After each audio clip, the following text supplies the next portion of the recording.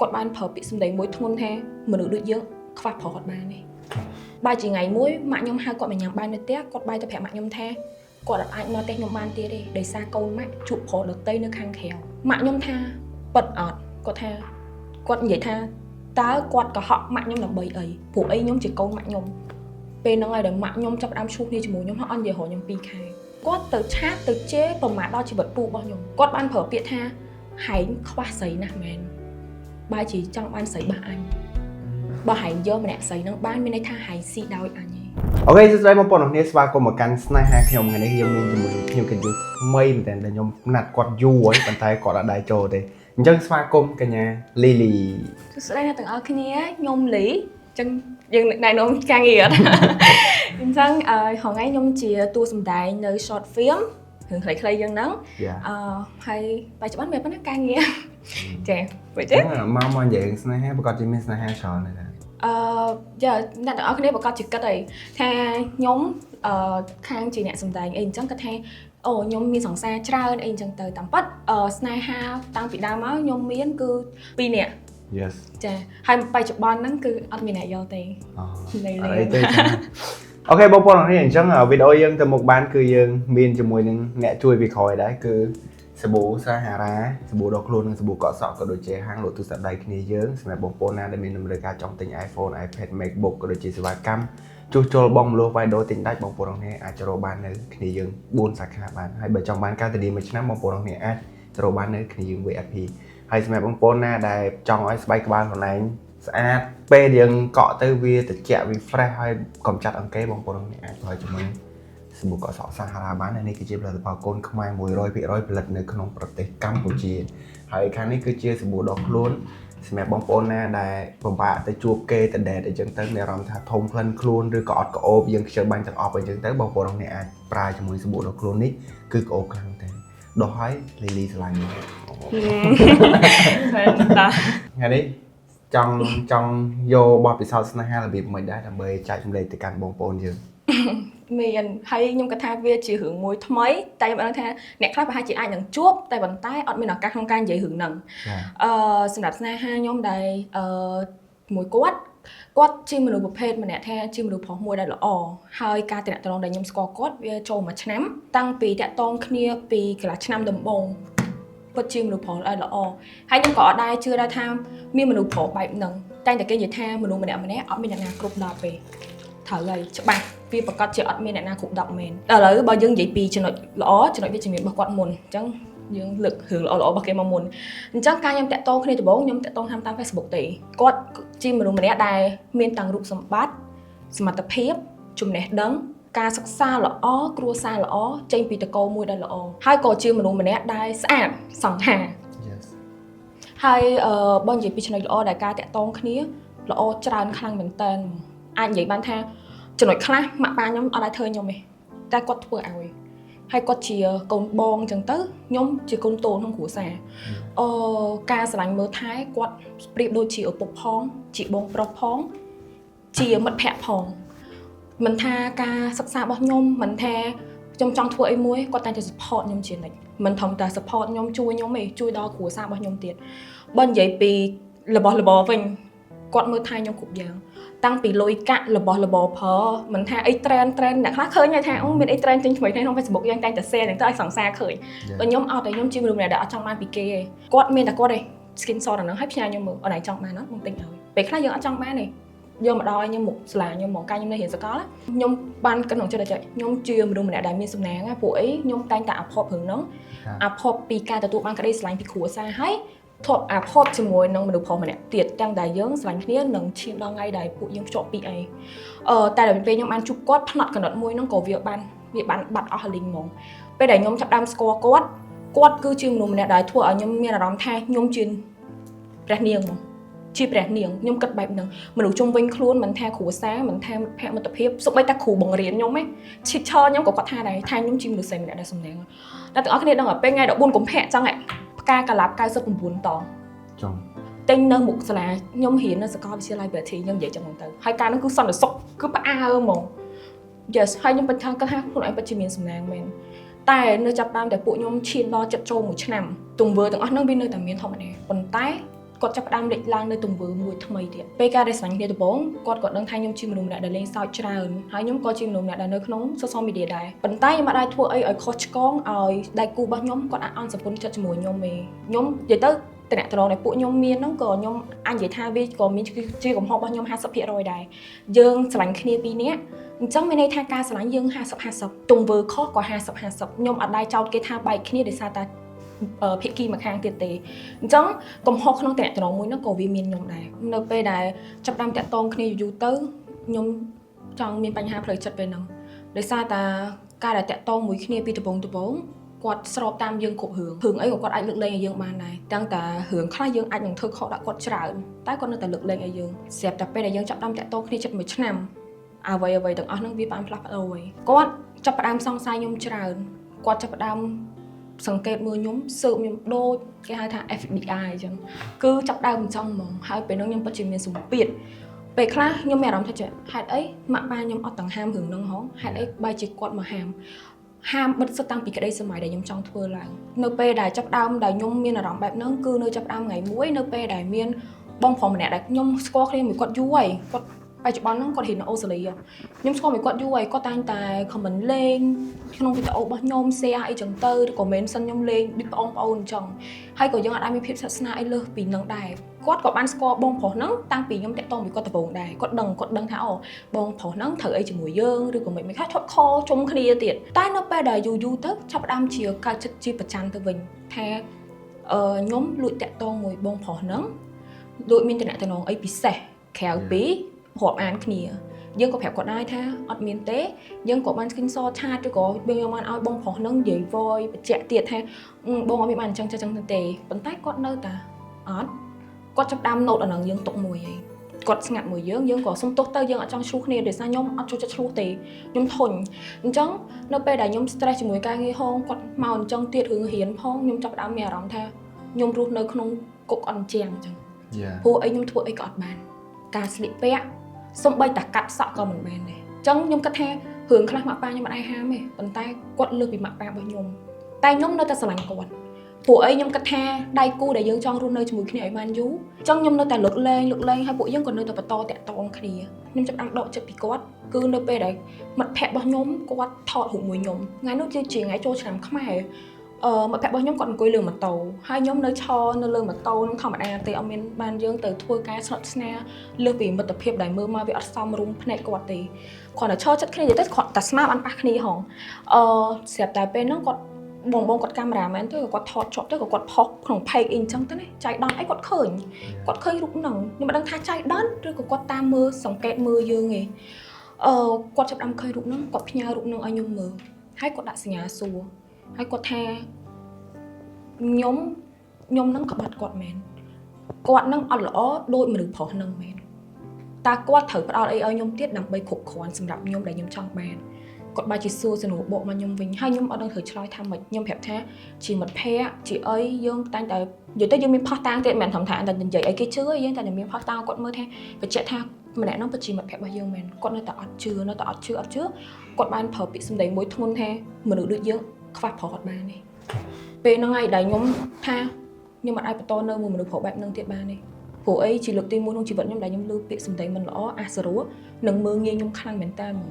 កព្រោះគ្រួសាររបស់ខ្ញុំអត់ដែរប្រើពាក្យសម្ដីធ្ងន់លើកូនចៅទេអញ្ចឹងខ្ញុំមិនអាចទទួលយកបានទេព្រោះអីខ្ញុំយកគាត់មកស្រឡាញ់គាត់ជ្រើសរើសគាត់ខ្ញុំគិតថាគាត់នឹងអាចមើលថែខ្ញុំស្រឡាញ់ថ្នាក់ថ្នមខ្ញុំដូចម៉ាក់ប៉ាខ្ញុំអញ្ចឹងតែអ្វីៗវាត្រូវផ្លាស់ប្ដូរអស់ហើយខ្ញុំក៏ចាប់ផ្ដើមថាបើសិនជាមិនជឿពួកយើងបញ្ចប់គ្នាទៅជាលើកទី1ហើយដែលខ្ញុំហាមមាត់និយាយពាក្យបញ្ចប់គ្នាទោះបីពួកខ្ញុំឈប់គ្នាច្រើនដងក៏ខ្ញុំអត់និយាយពាក្យបែកដែរព្រោះអីខ្ញុំអត់ចង់ឲ្យតំណែងមួយហ្នឹងអាងអីបន្តិចនិយាយពាក្យបែកគេឲ្យគេមកនិយាយថាមនុស្សស្រីអត់ទៅឈប់គ្នាដល់តែសុំបែកឯងអញ្ចឹងខ្ញុំអត់ប្រើពាក្យហ្នឹងឯងហើយខ្ញុំជាមនុស្សម្នាក់ដែលស្រួលបំផុតក្នុងតំណែងស្នេហាអត់ប្រច័ណ្ឌច្រើនអត់សួរនាំអត់បិទសិតគេព្រោះអីខ្ញុំយល់អារម្មណ៍គេមកដាក់អារម្មណ៍ខ្លួនឯងបើសិនជាគេធ្វើអញ្ចឹងណាខ្ញុំពិតជាធុញខ្ញុំពិតជា stress ព្រោះពេលខ្លះយើងក៏ត្រូវមានពេលវេលាជួបជុំមិត្តភក្តិដូចគ្នាអញ្ចឹងខ្ញុំអាចហាមសិតគាត់ឯងគាត់បើជាគិតថាខ្ញុំអត់ស្រឡាញ់គាត់ខ្ញុំមានម្នាក់ប្រុសហ្នឹងហើយបានជាខ្ញុំអត់ហាមគាត់អត់ខ្វល់ពីគាត់ទាំងតែគាត់អត់យល់ពីយើងហើយថាយើងធ្វើអញ្ចឹងគឺដើម្បីគាត់ព្រោះដោយសារគាត់គឺរកស៊ីផងគាត់ធ្វើការផងហើយនៅពេលដែលខ្ញុំសំបែកហ្នឹងបែរជាគាត់និយាយថាឃើញអត់ថាគេនិយាយអត់ខុសទេយូរឯងពិតជាមនុស្សអត់ប្រុសអត់បានមែន ហើយនៅតែគាត់ចាប់ផ្ដើមដែលខ្ញុំបែកហ្នឹងគឺខ្ញុំប្រឡប់គាត់ចាំទាំងអស់ខ្ញុំអត់ឲ្យអីគាត់តាក់ទងមកខ្ញុំបានទេប៉ុន្តែគាត់នៅមាន connect មួយម៉ាក់ខ្ញុំប៉ាខ្ញុំអីធម្មតាហើយម៉ាក់ប៉ាខ្ញុំក៏គាត់អត់ដឹងរឿងតាក់ទងមួយនឹងដែរថាពួកខ្ញុំបែកគ្នាទេគាត់ឆាធ្វើធម្មតាអញ្ចឹងបែរជាថ្ងៃមួយម៉ាក់ខ្ញុំហៅគាត់មកញ៉ាំបាយនៅផ្ទះគាត់បែរទៅប្រាប់ម៉ាក់ខ្ញុំថាគាត់អត់អាចមកផ្ទះខ្ញុំបានទៀតទេដោយសារកូនម៉ាក់ជួបប្រុសដទៃនៅខាងក្រៅម៉ាក់ខ្ញុំថាប៉ិតអត់គាត់ថាគាត់និយាយថាតើគាត់កុហកម៉ាក់ខ្ញុំដើម្បីអីព្រោះអីខ្ញុំជាកូនម៉ាក់ខ្ញុំតើគាត់កុហកដើម្បីអីពេលហ្នឹងហើយដែលម៉ាក់ខ្ញុំចាប់ផ្ដើមឈូសគ្នាជាមួយខ្ញុំហើយអត់និយាយរកខ្ញុំ2ខែ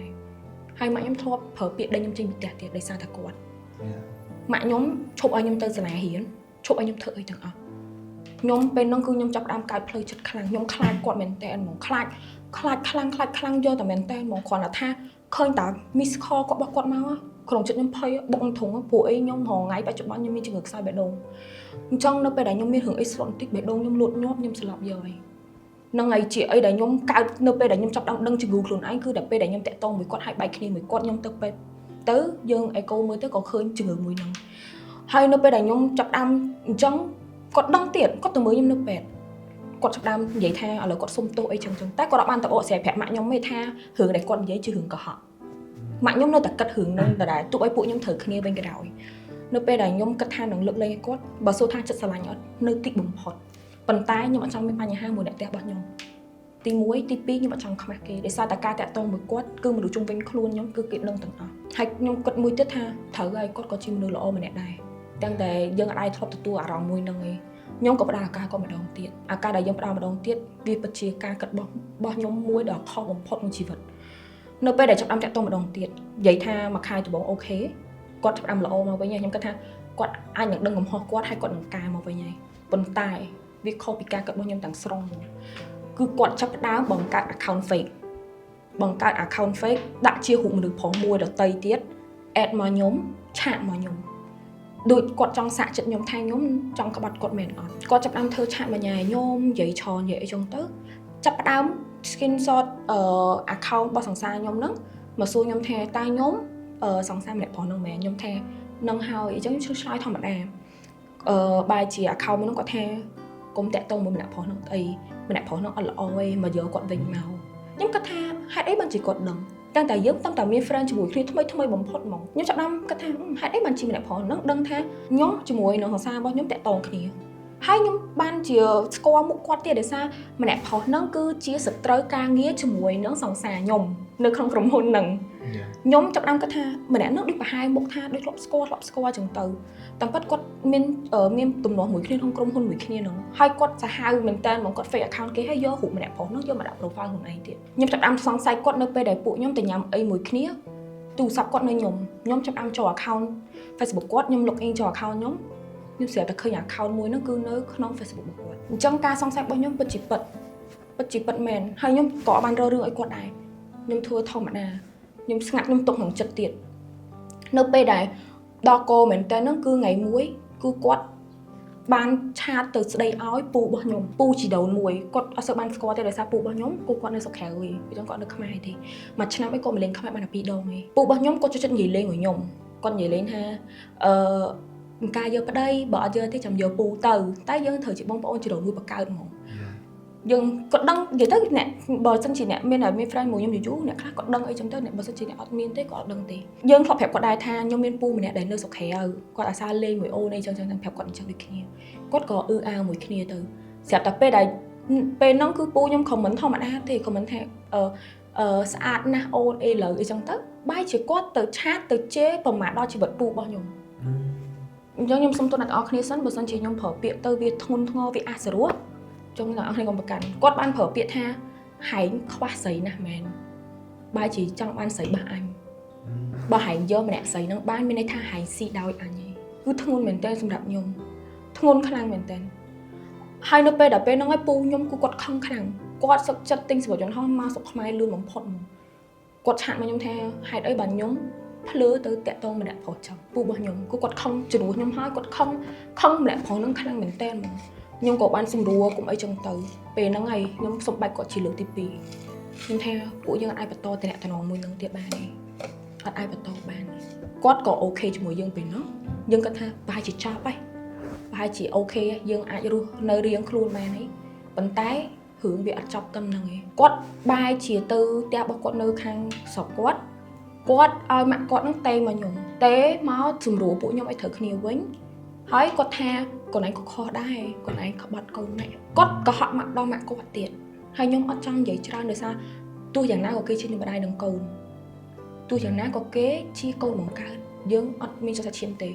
ញ្ចឹងក៏ខ្ញុំអត់បកស្រាយចាស់ខ្ញុំថាពួកខ្ញុំមិនអាចបន្តទៅមុខបានទេពួកខ្ញុំមិនអាចរស់នៅជាមួយគ្នាធ្វើជាគ្រួសារតែមួយបានទេដោយសារតែពេលហ្នឹងគឺគាត់មានគម្រោងនឹងចូលស្ដីដូចគ្នាអញ្ចឹងពួកខ្ញុំក៏អត់អាចតាក់ទងគ្នាបានខ្ញុំក៏ប្រាប់ម៉ាក់គាត់តាមនោះអញ្ចឹងទៅខ្ញុំក៏ចាប់ផ្ដើមប្លុកលេខម៉ាក់គាត់ទៀតខ្ញុំដល់ថ្នាក់ដែរមួយថាខ្ញុំខ្លាចគាត់ខ្លាចខ្លាំងដល់ថ្នាក់គាត់មកដល់មុខផ្ទះខ្ញុំទៀតគាត់សុំត្រូវខ្ញុំមកដល់មុខផ្ទះខ្ញុំគាត់ធ្វើអីប្លែកខ្លាំងមែនទែនខ្ញុំគាត់ថាដូចជាមនុស្សមានបញ្ហាផ្លូវចិត្តរូបចិត្តគាត់ចាប់ផ្ដើមមកដល់ផ្ទះខ្ញុំគាត់ចាប់ផ្ដើមក៏ផ្លេឡានគាត់ចាប់ផ្ដើមយកអីមកហ៊ុនជាងផ្ទះខ្ញុំលបងផ្ទះខ្ញុំគាត់ចាប់ផ្ដើមយកដុំថ្មគប់ប្រអួយរបស់ខ្ញុំថ្មីរាល់ថ្ងៃហើយគាត់បានជាធ្វើទង្វើមួយទៀតដែលខ្ញុំចង់មានបញ្ហាផ្លូវចិត្តខ្ញុំញ៉ាំថ្នាំមួយគេងគឺនៅពេលដែលគាត់បង្កើត account fake មួយទៀតហើយគាត់យករូបខ្ញុំហើយគាត់ឆាតទៅញ៉ែមនុស្សប្រុសហើយមនុស្សប្រុសមួយហ្នឹងគឺគាត់មានគូតរឹងហើយគេចិត្តដល់ឲ្យចូលរួមមួយគ្នាហើយគាត់អេតទៅតែអ្នកមានសង្សារអេតទៅតែអ្នកមានប្រពន្ធអេតទៅតែអ្នកមានគូតរឹងទេគាត់អេតទៅម្នាក់ប្រុសហ្នឹងហើយគាត់ឆាតញ៉ែម្នាក់ប្រុសហ្នឹងទៀតឆាតញ៉ែនិយាយចេះទៅគូតរឹងគេក៏ចាប់បានឆាតមួយហ្នឹងគេឃើញរូបខ្ញុំគេស្គាល់ខ្ញុំគេក៏ផុសរូបខ្ញុំក្នុង Facebook ហើយគេឆាតមកថាឲ្យខ្ញុំថាខ្វះប្រុសមែនមកយកប្តីគេស្អាតប៉ុណ្ណឹងដែរអត់មានសមត្ថភាពរកប្តីខ្លួនឯងគាត់ផុសខ្ញុំហើយពេលហ្នឹងការផុសនោះដូចជាបាន 5-6k លឿនមែនតើមានព្រួយគេដោយសារគាត់ធ្វើជា record នៅក្នុងឆាតហ្នឹងដាក់មកហ្មងហើយ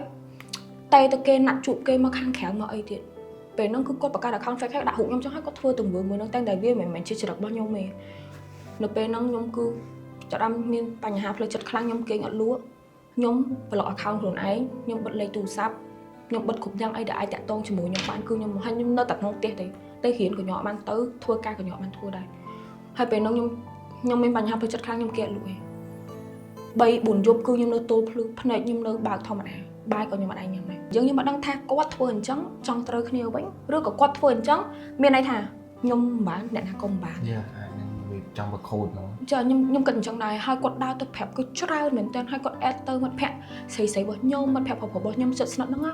ងទៅនិយាយរឿងអាក្រក់របស់ខ្ញុំទៅប្រាប់ពួកគាត់ហើយមិត្តភក្តិដែលពួកខ្ញុំស្និទ្ធគឺយករាប់អានគ្នាយូរហើយអញ្ចឹងគេនឹងច្រឹករបស់ខ្ញុំគេអត់ជឿខ្ញុំទេគេអត់ជឿគាត់ទេគេបើជឿខ្ញុំហើយគេយករឿងមួយហ្នឹងមកប្រាប់ខ្ញុំថានេះសង្សារចាស់ហែងនិយាយថាហែងចេះមកអញ្ចឹងទៅហើយខ្ញុំអាចនិយាយបានថាជាមនុស្សម្នាក់គូសាហាវមែនតើគាត់ជាមនុស្សម្នាក់ខ្ញុំធ្លាប់តែឃើញរបៀបថារឿងក្តីអីនៅបរទេសអីអញ្ចឹងទៅមានមនុស្សមានបញ្ហាផ្លូវចិត្តខ្លាំងអញ្ចឹងខ្ញុំធ្លាប់តែឃើញនៅបរទេសទេតែលើកទី1ក្នុងជីវិតខ្ញុំដែលខ្ញុំជួបមនុស្សប្រុសមួយហ្នឹងហើយខ្ញុំបែរជាអ្នកមានបញ្ហាផ្លូវចិត្តវិញមិនមែនជាគាត់ទ